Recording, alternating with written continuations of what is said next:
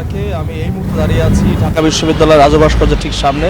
দেখতেই পাচ্ছেন আমার পেছনে কিন্তু স্টুডেন্ট ফর সভারেন্টির যারা রয়েছেন তারা জড়ো হতে শুরু করেছে। এদের মধ্যে কিন্তু এরা বেশিরভাগই ঢাকা বিশ্ববিদ্যালয়ের শিক্ষার্থী।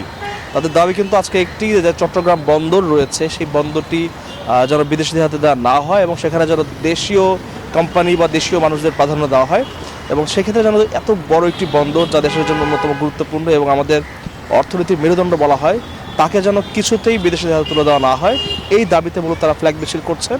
এবং এখানে তারা কিন্তু জড়ো হবেন কিছুক্ষণের মধ্যে, দেখছেন না জড়ো হওয়া শুরু করেছে এরই মধ্যে, বিভিন্ন পতাকা হাতে ব্যানার হাতে মিছিল করছেন তারা।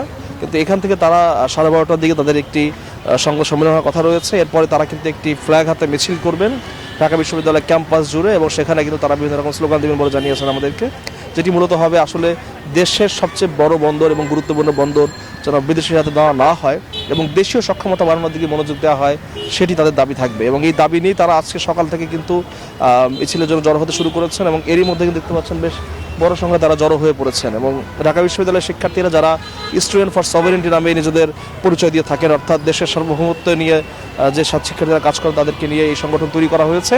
বিভিন্ন বিষয়ে কিন্তু তারা সবসময় সোচ্চার ভূমিকা রেখে আসছে, আমরা দেখেছি। তবে আজকের যে বিষয়টি তাকে সম্পূর্ণ ভিন্ন। চট্টগ্রাম বন্দর নিয়ে যে বিতর্ক রয়েছে এবং সেই সাথে সরকার তড়িঘড়ি করে কেন এই বন্দরটি বিদেশে তুলে দিল এবং তার স্বার্থে এবং সেই স্বার্থটা আসলে দেশের কতটুকু উপকারে আসবে তা প্রকাশ না করার জন্য তারা কিন্তু ক্ষোভ প্রকাশ করেছে। তারা বলছেন যে দেশের সবচেয়ে বড় বন্দর, যা দেশের অর্থনীতির অন্যতম একটি মেরুদণ্ড বলা হয়, তাকে বিদেশে তুলে দেওয়ার ক্ষেত্রে আসলে এই সরকার তাড়াহুড়ো কেন করলো এবং একটি অনির্বাচিত সরকার কি দেশের এত বড় সিদ্ধান্ত নিতে পারে।